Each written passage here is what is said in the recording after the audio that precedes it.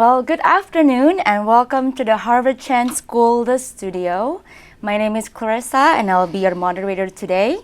I'm also an MPH candidate here at the school and also a nurse. And I have had the pleasure of working recently with our guest speaker today on a class about communicating during catastrophic time. Gabriella, or Gabby Stern, has led an extraordinary career. Before coming to Harvard as a fellow and an affiliate, she directed communications at the World Health Organization HQ in Geneva, including during the devastating COVID-19 pandemic. She previously served as Director of Media and External Relations at the Bill and Melinda Gates Foundation and worked at the Wall Street Journal for nearly 25 years. And speaking from a personal place, I worked with you during the class, and then one thing that really stood out to me is how open you were with students, how you love mentoring students, and how you're very open about your challenges and things that you did during your whole career. And so now we have an opportunity to hear stories from someone who has examined how we communicate, what we communicate, and most effectively, in the times of normalcy or in crisis, and then especially during the pandemic when the public needs trustworthy health and science information. Gabby, welcome. Thank you. Clarisza, one thing you didn't say was how essential you were to the class we taught. We had a class at the Center for International Development at Harvard Kennedy School called Communicating in Catastrophic Times. And Clarisza was teaching fellow, but really my thought partner in designing the class and implementing. And also I see some students in our class. We had amazing students. And one of the things about communications generally, not just health communications, is that one is always learning. It's an evolving field. And so I learned as much from the students, including about the open questions that we still need to interrogate, as I hope they learned from me. So thank you, Clarisza, you were great. And also I just want to thank the studio team here at Harvard Chan School of Public Health. It's really an honor to be asked to do this. And also at the School of Public Health itself and the students and faculty and staff here. It's been a real privilege and pleasure to be affiliated here. I'm working on communications and some other things.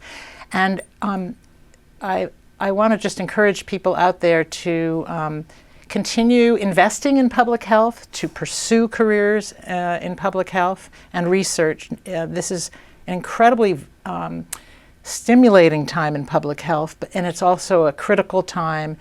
And so we can talk a little bit later perhaps about the whole issue of does public health have a branding problem and some of those things. Last but not least, because we're going to talk about, I think you want me to talk a bit about what it was like communicating at WHO during COVID. I want to give a shout out to my former colleagues at the World Health Organization. I did retire in September of last year. But as the Director General always says, once WHO, always WHO. But also oops, I don't want to cover my mic, but also in speaking about communications during COVID from the vantage point of WHO, I want to just emphasize that communications there and everywhere is a team sport. So anything I talk about really reflects the team effort of all the communications colleagues there and the partners that we worked with, especially during COVID. So just a few things I wanted to say before we launch in. I love it. Well, let's just get started. Okay. So let's start from a snapshot of your career. So you are at the World Health Organization. Imagine you're in your office. Yeah. And then when increasingly concerning reports talking about this novel virus.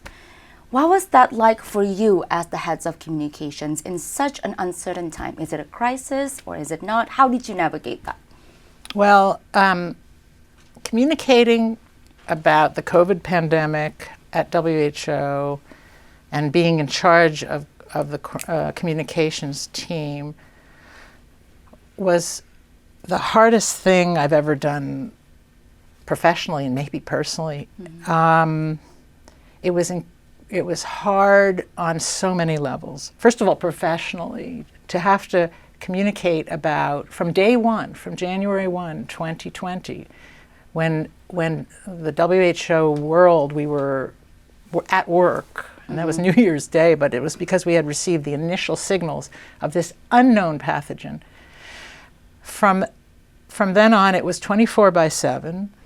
But the hardest thing was not that. The hardest thing was that we were dealing with this unknown pathogen and didn't know how it would affect people.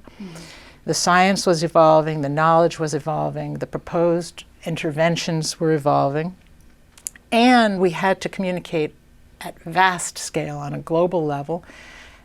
We had to do that on a 24/7 basis in many, many languages to many, many people across the globe. But we also were human beings, and so one of the things we were dealing with was the virus itself affecting us and our families. So we had colleagues in the communications department at WHO who lost family members. We had colleagues who got very, very ill early on. And so there was the human element too. So it was incredibly hard, but also the most meaningful experience of my whole career, including journalism. From day one, we realized that we had to scale up and modernize really quickly. I had joined WHO in the prior year. So I was really new to the job, and actually the Director General, who really has a commitment to modern communications, had hired me in order to modernize the department. And we had just gotten going, and then COVID came. So what we did was scale up really fast, and we had amazing support from partners around the world. And when I say partners, that sounds a little bit general, but what do I mean by that? I mean individuals who stepped up to help pro bono, organizations, firms, Hollywood, cartoon characters, sports stars, pop stars, just amazing people in those early weeks reached out, strangers. They reached out on social media, they reached out through contacts, and they said, we want to help. We see that this outbreak is becoming a pandemic. We want to help you reach people in creative, high-impact ways. So we did that. So this small but mighty department that I inherited, we expanded in an instant thanks to the support of partners. And I want to emphasize partners because part of my the biggest things I learned as head of communications at WHO, and what I try to teach are two things. One of them is when you're communicating, you're not the sage on the stage preaching. I mean, you might be doing that, but that's not how you're going to get your message across and how you're going to help people and so on. Communications is a partnership proposition. Your audience is your partner. And so by partnering early in COVID, we were able to do a couple things. One is to reach people where they were. If we wanted to reach video gamers, of whom there are billions, including in my family, and we did. And we put messages on different video games about how people could stay safe. And we partnered with video game companies. We partnered with tech companies, and so on. We had to know where people were, how they wanted to receive information, where they wanted to receive it, when, how, and also in what format, visual or with words or whatever. So the partnering with our audiences helped us get better all the time. The other thing is we learned from our audiences. We as communicators in any department, in any organization, we are often the organization's, the leadership's bridge to the real world, right? Because in any organization, if you're the CEO or the director general or the chief science officer or the head of the CFO, you're in your bubble, you're doing important work, your communications team is doing social media listening, they're interacting with media, they're out in the world, and so they can bring to the organization a diversity of views, of suggestions, ideas. And one of the things that we did in communications is we saw how people were responding to COVID and what actions they were taking to protect themselves and their loved ones. Which of our recommendations were resonating the most with them? Which recommendations were confusing them? And then we were able to bring that back into the organization and allow the organization to course correct. So that was really important. So partnership to get the word out in creative ways where people were, but also partnership to receive information from normal people out there. Not all the information needs to come from people with MDs and PhDs and so on. Normal people are actually have incredible wisdom, and sometimes they're ahead of the experts. Yeah, because I mean, hearing from what you said, I mean, communications are both ways. It's not only just you talk to them, but if you're just being up there and saying empty words, like no one's going to be able to receive them. So it's being able to partner, meet them where they're at, speaking the language they're speaking at, that which is not only the story is important, but who is carrying the story is also just as important to make sure it's effective. Yes. And I just want to share a little bit. You know, I was a nurse during the COVID pandemic. I was working at the mass testing site. I remember, you know, at that time I was working with the Medical Reserve Corps, and then I remember it was all in such an emergency. And then I remember scrolling through actually WHO press briefings because I didn't know, like, will I bring this to my roommates? Like, am I gonna be okay? Am I gonna be safe? How far should I poke people's nose? So I just want to say, first of all, thank you so much for what you did. And then, in a way, we were partnering, even though we didn't know each other. Well, I was going to say that actually nurses and other health workers continue to be the most trusted people and messengers and sources of information for people everywhere. So you were actually doing the legwork, you and your colleagues. It was you that people came to and said, what should I do? Or help me, I'm really afraid. Or, you know, I don't, my grandmother is coughing, or whatever it was. So that was really great work you did. And that was down in DC, right? That was in DC. Yeah.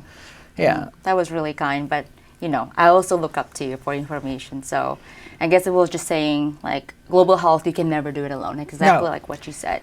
Yeah. Even though I'm working with the patients, at the end of the day, I was also looking to you to be able to get some guidance. Yeah, I mean, the thing about health is, and it depends on where you are, but my health and your health and our health is inextricably linked. But it's hard to demonstrate that because when I don't feel well, I keep doing that. When I don't feel well, I'm tending to my own health, and I don't really think about the sources of the tools, the interventions, the wisdom, the knowledge, and also me as a data point going back out there and informing further research. I don't think about that. You don't think about that. But and that's why I worry about that's why I really want people to continue investing in public health as a career and as a research area and studying public health, because once we become atomized individuals tending to our own health, really the health will fall apart. Yeah, absolutely. And then, I mean, we touched base on this a little bit, but would you mind just talking a little bit more about how do you see the media, and that is a broad term, helping or hindering the public's understanding of health issues? Yeah, I mean, the media is a very broad term. You know, you have giant news organizations, you have tiny ones, you have them in the US, but their news stories go everywhere in the world. You have them in places where the news is incredibly local and it won't really travel that far, and everything in between. So it's very broad brush, and as with all generalities, what you say about that is immediately going to be superficial or false or inaccurate. So I think what I'll say is that during COVID and beyond, because WHO communicated not just about COVID. During COVID, we actually took my department and split it in half so that half of the department would communicate about COVID, and the other half would continue communicating about all the other health issues that continued to afflict people. Malaria didn't stop during COVID, and TB didn't stop, and HIV/AIDS didn't stop, and on and on and on.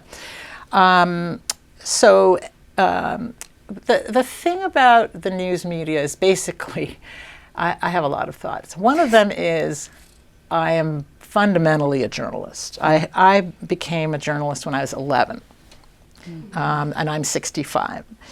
So I have this abiding love and affection for reporters, for editors, for columnists, for people who do journalism.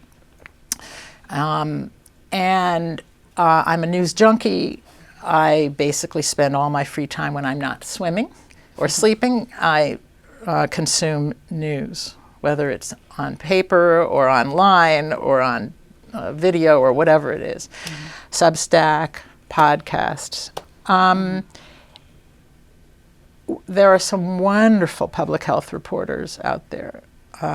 They are people who are tough but fair, who excel in precision and delicacy in explaining complex and high stakes health issues and science issues.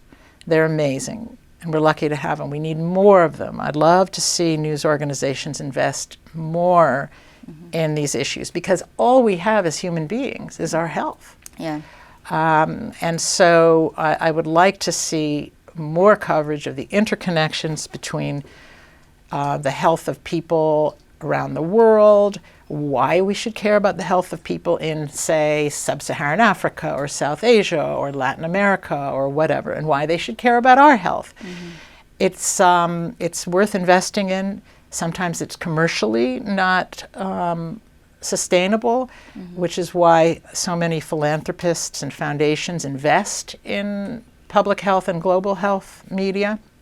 But it would be really nice to see more news organizations try new ways to amplify these stories and these issues, because our lives, our health, our well-being depend on it. The one critique I have of the media generally, and it doesn't apply to all media, is there is a tendency to caricature issues and to and also to try to find the little nugget that somehow represents something broader. And during COVID, I saw myself in so many journalists, and I reflected back on so much of my own coverage back in the day. And I was embarrassed, because when you have a major event like COVID, where people are getting incredibly sick, they may be dying, and also the effects of long COVID are quite serious. If reporters are reverting to their usual habits of, a politician said this about, against the vaccine, or said this about drinking bleach, and you put it in your headline, and you put it in your Twitter blurb, and you put it out there, and then low down in the 13th or 14th or 15th paragraph you say, experts say this is not a wise thing. That is a kind of conventional way of covering things. I committed that when I was a journalist, but it is not responsible. And I'm not saying most media did that. Most media did not do that. But there were outlets that would amplify dubious information, dubious claims about various aspects of really critical COVID and other health issues. And they needed to immediately or in parallel put the countervailing information, data, and evidence in there. So if you're going to say, politician so-and-so says drink herbal tea and that'll make you, and then there were leaders of countries that were saying, we're urging our people to drink herbal tea for COVID, then you immediately, in the same sentence, you need to say, this has not been proven, or there are scientists who dispute this, or more important is to ventilate your house rather than drink tea, or whatever it is. So I'd like to see journalists find ways, especially on monumental issues like health, to find ways to bring more precision, nuance, and delicacy to everything they do. Yeah, thank you so much for sharing that. And you mentioned a little bit about research, and then can you just speak a little bit more, in your experience, how do you know if the public health messaging that you deliver has landed? So there is a lot of research that's going on and has gone on about communications and impact, and not just health communications. There are great scholars out there who are constantly researching what works and what doesn't, and what's the impact of this kind of communication versus that kind of communication. But two thoughts on this. One is that more needs to be done. We actually need to go back and look at what was the impact of WHO's communications? What was the impact of the countries, how they communicated? Each country communicated differently. We were talking earlier, Singapore communicated in one way, Thailand in another way, US in another way. And not just about COVID. We need to continue and deepen the research into communications, because we live in a hyper-connected, all communications all the time world. So we need to know what impact it is or isn't having. The other problem, though, and you've heard me before, is there is a gap between the research findings, which do exist, and we need more, and the practice. So there's this huge body of information about what works and what doesn't in communications. But actually, when you're communicating, whether you're the head of an organization or an expert or a communications department person, as I was and as colleagues are here, in the heat of the moment, when things are moving fast and the stakes are high, you are not sitting there and rereading the literature. You're probably not even going back to your crisis communications plan and looking at, okay, we're supposed to do this, that. You are moving fast. You have incredible pressure from across your organization. Your bosses are saying, do this, we need that. Your stakeholders, your investors, your whatevers are doing that. And so we need to find a way to close the gap between what we know and don't know about communications, what works, what doesn't, and the actual practice of communications. And we need to also stop making assumptions about things. I can't tell you how many convenings and calls I've been on where people say, we need to tell more stories about this, or we need more videos on that. And maybe it's true, maybe it's not. But a lot of what we're doing in communications is coming from the gut and from the heart, and it needs to actually come from the data and evidence. So I have this little motto that says currently there's a lot of flailing in communications, a lot of flailing and failing, and we need to shift over to more finesse for success in communications. So move from flailing, which is a very human thing to do. Oh my gosh, this has happened, this crisis. It could be a health crisis, it could be a sort of political crisis, a reputational crisis, a brand crisis, a product crisis. This pertains not just in health. It could be a consumer product company, it could be a government, it could be a school. We need to curb our instinct to act fast, impulsively, based on our gut instinct, and really develop muscle memory to take steps that are grounded in what we know has impact and what we know tends not to work. The other thing is we need to invest in measurement and evaluation. Because no matter what, we're going to do things, we're going to try things in communications. And you need to follow up and say, okay, we did a video series about X. Let's go see, did it have the impact on people that we hoped it would? And you go to those people and say, we designed some videos, maybe in partnership with you, hopefully. We put them on TikTok or on Insta or whatever. They were designed to help you understand X, Y, Z. Did it work? Do you feel now that your life is healthier, or Were you able to share it with your students? But one of the first things that gets cut in difficult times are the measurement and evaluation teams in communications department. Before I left WHO, we were cutting budgets. I had to trim back my own measurement and evaluation crew, and it was heartbreaking. But it was probably a wrong decision, but it's the easiest thing to cut because you feel that, oh well, I can't cut the media team, then the media won't have anyone to talk to, so I'll cut the analyst. Mistake. Yeah. Well, you speak at the right audience, I would say. I know there's a lot of people here doing health communications research and also audience online, so take note, I would say. Okay, well, we are 5 minutes to time, so before we end the live stream, I would be remiss if we don't talk a little bit about AI. Your thoughts on AI on communications? Well, I'm a user of AI. My current favorite is Gemini, but I'm sure I'm going to start using something else. I think it's amazing. It's incredibly useful, and I want to learn more, and I want to use it more, and I want to tailor my tools more to my needs. That said, I also am very conscious that my AI friends can get it wrong, and I'm constantly interrogating and pushing back and saying, can you double check, triple check? So these are just as humans are fallible, AIs are fallible.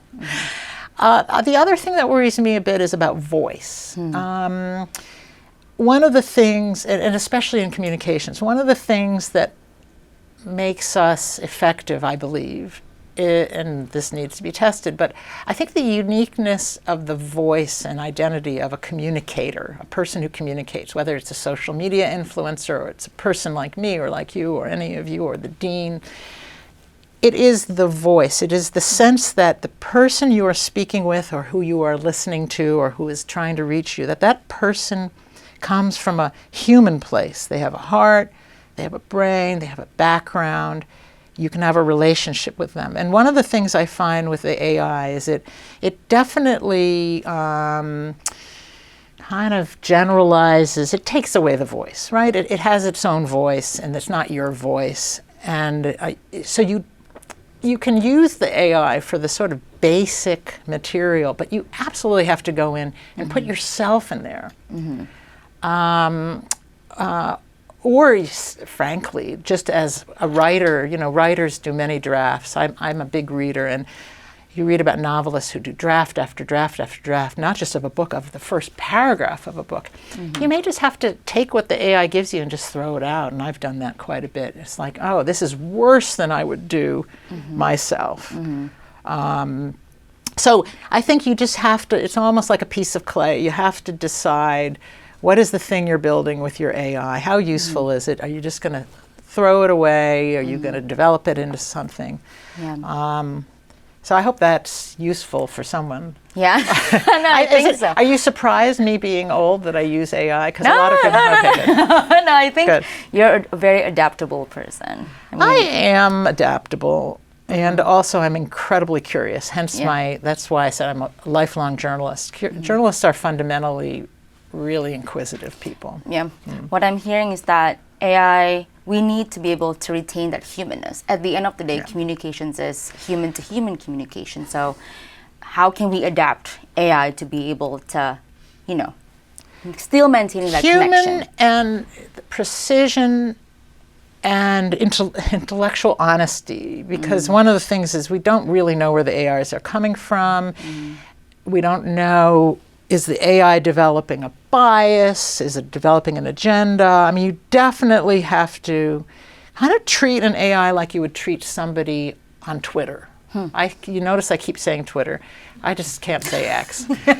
But it's kind of true. You have to view the AI as a potentially useful tool, but also someone you can't entirely trust. And that's useful. Kind of a devil's advocate type of thing, right? Yeah. I like it. Yeah. Well, we are at time. Thank you so much, Gabby. Thank you. Oh, thank you. Well, thank you for sharing your stories with us today. And especially for everyone online, thank you for tuning in. Thank you.